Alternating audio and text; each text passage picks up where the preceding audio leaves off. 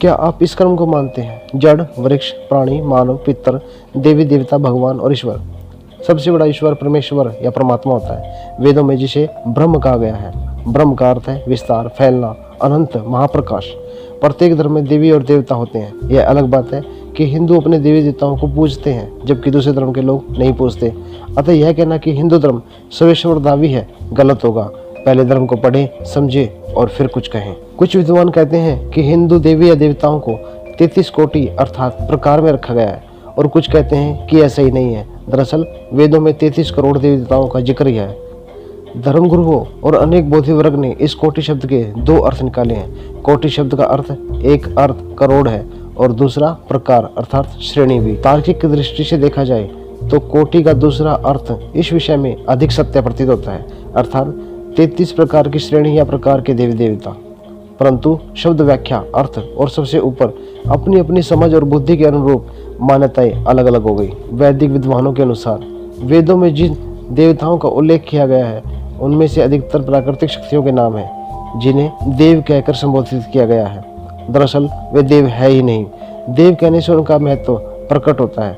उक्त प्राकृतिक शक्तियों को मुख्यतः आदित्य समूह, वसु समूह, रुद्र समूह, मरुतगण समूह, प्रजापति समूह आदि समूह में बांटा गया है। यहाँ ध्यान देने वाली बात यह है कि कुछ जगह पर वैदिक ऋषि इन प्राकृतिक शक्तियों की स्तुति करते हैं और कुछ जगह पर वे अपने ही किसी महान पुरुष की इन प्राकृतिक शक्तियों से तुलना करके उनकी स्तुति करते हैं। जैसे उदाहरण के तौर पर इंद्र नामक एक बिजली और एक बादल भी होता है। वहीं इंद्र नाम से आर्यों का एक वीर राजा भी है, जो कि बादलों के देश में रहता है और आकाश मार्ग से आता जाता है। वह आर्यों की हर तरह से रक्षा करने के लिए हर समय उपस्थित हो जाता है। शक्तिशाली होने के कारण उसकी तुलना बिजली और बादल के समान की जाती है। अतः शब्दों का अर्थ देश काल परिस्थिति के अनुसार ग्रहण करना होता है। एक शब्द के कई कई अर्थ होते हैं। वैदिक विद्वानों के अनुसार 33 प्रकार के अवयव या पदार्थ होते हैं जिन्हें देवों की संज्ञा दी गई है।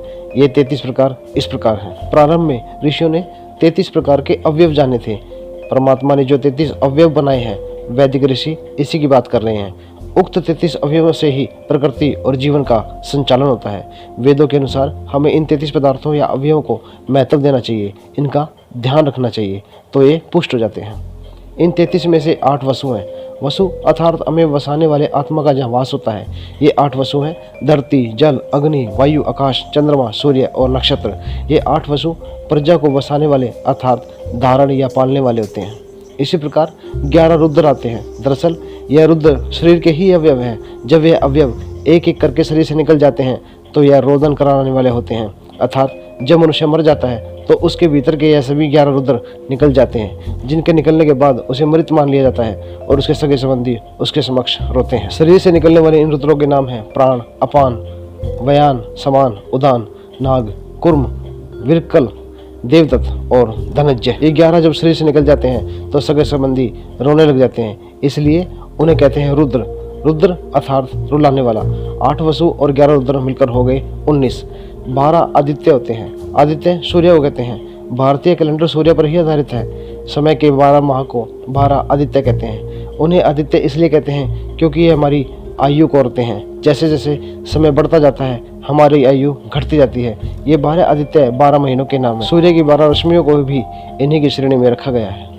8 वसु, 11 रुद्र और 12 आदित्य को मिलाकर कुल हुए 33 अवयव। ये 33 कोटि अर्थात 33 प्रकार के अवयव हैं जिन्हें देव कहा गया है। देव का अर्थ होता है दिव्य गुणों से युक्त। हमें ईश्वर ने जिस रूप में 33 पदार्थ दिए हैं उसी रूप में उन्हें शुद्ध, निर्मल और पवित्र बनाए रखना हमारा कर्तव्य है। प्रमुख देवताओं के अलावा भी अन्य कई देवदूत हैं जिनके अलग अलग कार्य हैं और जो मानव जीवन को किसी न किसी रूप में प्रभावित करते हैं। इनमें से कई ऐसे देवता हैं जो आधे पशु और आधे मानव रूप में हैं, आधे सर्प और आधे मानव रूप में हैं। सभी देवी और देवता धरती पर अपनी शक्ति से कहीं भी आया जाया करते थे। यह भी मान्यता है कि संभवतः मानवों ने उन्हें प्रत्यक्ष रूप से देखा है और इन्हें देखकर ही उनके बारे में लिखा है। निश्चित ही प्राकृतिक शक्तियों के कई प्रकार हो सकते हैं, लेकिन हमें यह नहीं भूलना चाहिए कि इन प्राकृतिक शक्तियों के नाम हमारे देवताओं के नाम पर ही रखे गए हैं। जैसे चंद्र नामक एक देव, चंद्र नामक एक ग्रह भी है। इस ग्रह का नामकरण चंद्र नामक देव के नाम पर ही रखा गया है। इस तरह के देवों का उनके नाम के ग्रहों पर आधिपत्य रहा है। निष्कर्ष ये निकलता है, वेदों के कोटि शब्द को अधिकतर लोगों ने करोड़ समझा और यह मान लिया गया कि 33 करोड़ देवता होते हैं, लेकिन यह सच नहीं है। यह भी सच नहीं है कि देवता 33 प्रकार के होते हैं। पदार्थ अलग अलग होते हैं और देवी या देवता भी अलग अलग होते हैं। यह सही है कि देवी और देवता 33 करोड़ नहीं होते हैं, लेकिन 33 भी नहीं। देवी और देवताओं की संख्या करोड़ों में तो नहीं है, लेकिन हजारों में जरूर है और सभी का कार्य नियुक्त है।